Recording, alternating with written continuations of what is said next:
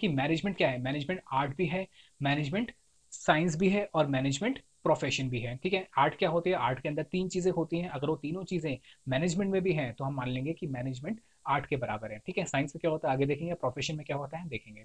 तो सबसे पहले हम बात करते हैं आर्ट की, सबसे पहले किसकी बात करते हैं, आर्ट की, यानी मैनेजमेंट इज एन आर्ट। तो आर्ट में क्या होता है, आर्ट के अंदर क्या होता है, स्किलफुल एंड पर्सनलाइज एप्लीकेशन होती है। ठीक है, एग्जिस्टिंग नॉलेज मतलब थ्योरी, पर्सनलाइज एप्लीकेशन मतलब वही आपकी पर्सनल एप्लीकेशन और क्रिएटिविटी हो गई। ठीक है, और कह रहे हैं टू अचीव डिजायर्ड रिजल्ट। उसके बाद कह रहे हैं कि आर्ट को कैसे सीख सकते हैं हम, स्टडी, ऑब्जर्वेशन या एक्सपीरियंस से। तो अब आर्ट की बात करते हैं, कहते हैं आर्ट के अंदर 3 चीजें होती हैं। क्या क्या 3 चीजें होती हैं सर, सबसे पहले होता है उसमें थ्योरी। थ्योरी का मतलब क्या है कि भाई कोई भी आर्ट सीखने के लिए थ्योरी पढ़नी पड़ती है। दूसरा उसके अंदर क्या होता है, उसके अंदर पर्सनलाइज एप्लीकेशन, पर्सनलाइज्ड हाँ एप्लीकेशन होती है। इसका मतलब क्या है, हर कोई अपने अपने तरीके से डांस करता है या अपने अपने तरीके से अपने आर्ट परफॉर्म करता है, तो ऐसे ही मैनेजमेंट के अंदर होता है। तीसरा क्या होता है, प्रैक्टिस एंड क्रिएटिविटी, यानी प्रैक्टिस करनी पड़ती है और थोड़ा थोड़ा क्रिएटिव भी होना पड़ता है। तो सबसे पहले हमने क्या पढ़ा, हमने पढ़ा थ्योरी के बारे में, यानी कि दूसरों से काम करवाना एक आर्ट है। तो एग्जिस्टिंग और थ्योरेटिकल नॉलेज, जैसे डांस थ्योरी से सीखा जा सकता है वैसे ही मैनेजमेंट भी थ्योरी से सीखा जा सकता है। ठीक है, ये हमने पढ़ा थ्योरीज की। चलिए आगे पढ़ते हैं क्या लिखा है। उसके बाद था कि भाई पर्सनलाइज एप्लीकेशन, यानी कि कोई भी आर्ट फॉर्म करने के लिए अपने एक पर्सनलाइज एप्लीकेशन होती है। ठीक है, एक सेकेंड।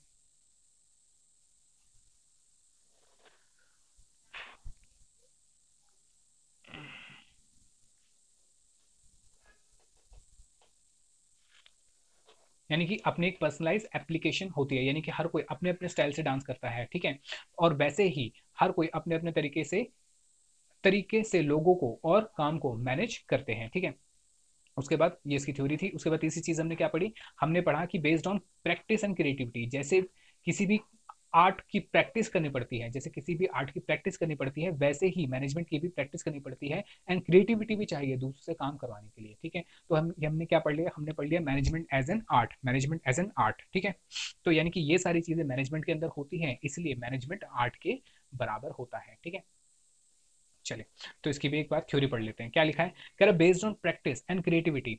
ठीक है, क्या लिखा है देखिए, based on practice and creativity all art is practical. सारी आर्ट क्या होते हैं, प्रैक्टिकल है, यानी सिर्फ थ्योरी पढ़ के ही आप नहीं सीख सकते हैं। थ्योरी पढ़ना जरूरी है लेकिन थ्योरी पढ़ के ही नहीं सीख सकते। Art involve the creative practice of existing theoretical knowledge, यानी कि थ्योरेटिकल नॉलेज को हम प्रैक्टिकल लेकर आते हैं। यानी डांस यानी म्यूजिक हमने थ्योरी में पढ़ा, अब उस थ्योरी को हम प्रैक्टिकल करके दिखाएंगे। ठीक है, we know that all music is based on 7 basic note, वही सारे का मापा की बात कर रहा है। ठीक है, तो however what makes the composition of A musician unique, कह रहे कि वैसे तो हर किसी को साथ थ्योरी तो सबने एक जैसी पढ़ी है, लेकिन सबके गाने अलग अलग है, सबके म्यूजिक जो है अलग अलग होता है। और different in his use of these notes, यानी कि उन नोट्स को वो अलग अलग तरीके से यूज करते हैं, जिस वजह से उनके जो म्यूजिक है वो अलग अलग होते हैं इन ए क्रिएटिव मैनर। ठीक है, क्योंकि वो क्रिएटिव होकर काम करते हैं। That is entirely his own, that is entirely his own interpretation, यानी कि जैसे वो उसको इंटरप्रिटेट करता है, यानी कि जैसे वो उसको समझ के अपने तरीके से उसके अंदर लगाता है, सुर लगाता है, वैसे ही उसका म्यूजिक बनता है। यानी सबका अपना अपना म्यूजिक अलग अलग होता है, यानी कि प्रैक्टिस भी करनी पड़ती है, क्रिएटिव भी होना पड़ता है। तो ये हमने क्या कंप्लीट कर लिया, ये सर हमने कंप्लीट कर लिया मैनेजमेंट एज एन आर्ट।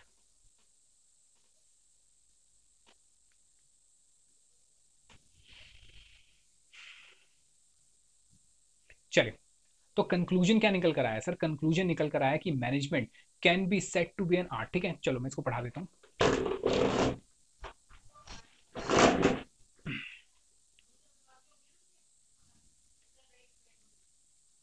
क्या कह रहा है देखो,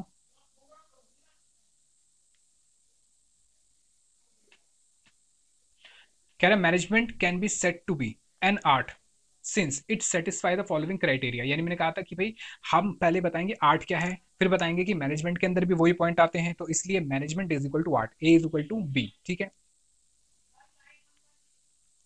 a successful manager practices the art of management in day-to-day job of managing an enterprise based on study, observation and experience।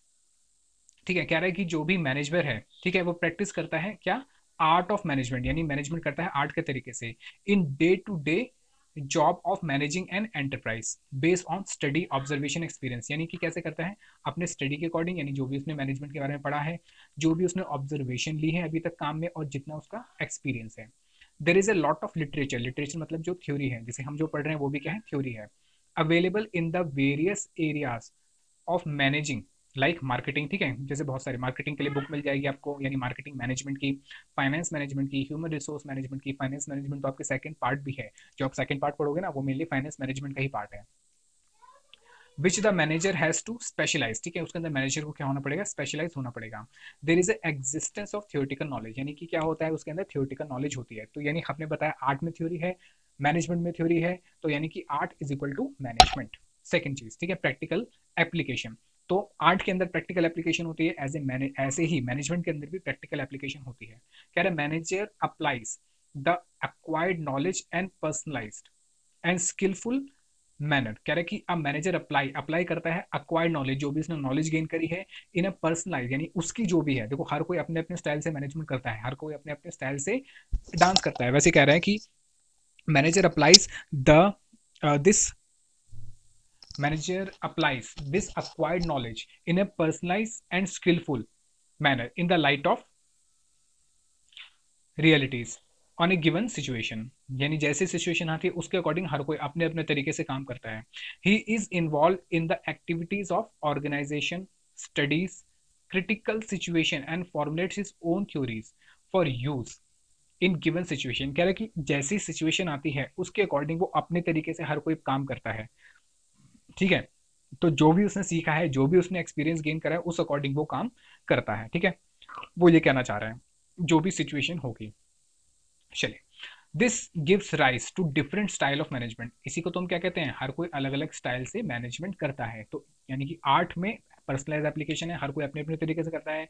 Management हर कोई अपने अपने तरीके से करता है, तो आर्ट और मैनेजमेंट इक्वल हो गए। तीसरी चीज क्या थी सर, तीसरी चीज थी प्रैक्टिस एंड क्रिएटिविटी। तो आर्ट्स के अंदर भी, यानी कोई भी म्यूजिक डांस के लिए आपको प्रैक्टिस करने की जरूरत है, क्रिएटिव होने की जरूरत है। वैसे ही मैनेजमेंट के अंदर भी आपको प्रैक्टिस की जरूरत है, क्रिएटिविटी की जरूरत है। कह रहा है कि there are theories of management, क्योंकि मैनेजमेंट की थ्योरीज है, हम अभी हम क्या पढ़ रहे हैं, थ्योरी तो पढ़ रहे हैं। As propounded by management thinkers, यानी कि जो मैनेजमेंट के थिंकर्स बना के गए हैं, जो बहुत मैनेजमेंट के थिंकर्स थे, जैसे हेनरी फ्यूल है, टेलर है, ठीक है, पढ़ेंगे बाद में। तो ये मैनेजमेंट के क्या है, थिंकर्स थे, ये मैनेजमेंट की थ्योरी बना के चले गए और हमें वो पढ़नी पड़ रही है। हम क्या पढ़ रहे हैं, उन्होंने जो थ्योरी बनाई वही तो पढ़ रहे हैं। विच प्रिस्क्राइब सर्टन यूनिवर्सल प्रिंसिपल, कह रहे हैं कि उसके अंदर कुछ यूनिवर्सल प्रिंसिपल, रूल्स और रेगुलेशंस हैं। अब manager applies this scientific method, कह रहा है, और मैनेजर, हम जब पढ़ेंगे उन मेथड्स को और हम जब उनको पढ़ के आगे बिजनेस में जाएंगे तो हम उन्हीं मेथड्स को वहां पे लगाएंगे। तो कह रहा है कि मैनेजर जो है वो सारी चीजें पढ़ेगा, साइंटिफिक मेथड पढ़ेगा और उनको उन सिचुएशन के अकॉर्डिंग लगाएगा। And body of knowledge to a given situation, यानी जैसे भी सिचुएशन आएगी। एन इशू और problem in his unique manner, यानी अपने तरीके से कैसे लगाएगा, अपने तरीके से। A good manager works through a combination of practice, यानी कि उसको कैसे पता चलेगा, एक्सपीरियंस कैसे आएगा, प्रैक्टिस से, क्रिएटिविटी से, इमेजिनेशन से, initiative and innovation, initiative and innovation. बात समझ आई। यानी कि अगर मैं इसको एक बार दोबारा से बताऊं तो मैं कहूं कि भाई मैनेजमेंट के अंदर, मैनेजमेंट जो है वो किसके बराबर होता है, आर्ट के बराबर होता है। सर मैनेजमेंट आर्ट के बराबर कैसे होता है, तो सबसे पहले आर्ट बता दो। आर्ट में तीन चीजें होती हैं, कौन कौन सी चीजें होती हैं आर्ट के अंदर। सर आर्ट के अंदर आता है थ्योरी आती है, आर्ट में क्या आता है, आर्ट में आती है थ्योरी, ठीक है। दूसरी चीज क्या आती है उसके अंदर, ठीक है, ठीक है। तो मैनेजमेंट में आर्ट आया, मैनेजमेंट में साइंस आई और मैनेजमेंट में प्रोफेशन आई, ठीक है। तो मैनेजमेंट आर्ट कैसे है, क्योंकि मैनेजमेंट आर्ट के अंदर तीन चीजें आती हैं। क्या क्या चीजें आती है, तीन बताओ, बताओ। सबसे पहले क्या पढ़ा हमने, मैनेजमेंट के अंदर आती है, सॉरी आर्ट के अंदर आती है थ्योरी, ठीक है।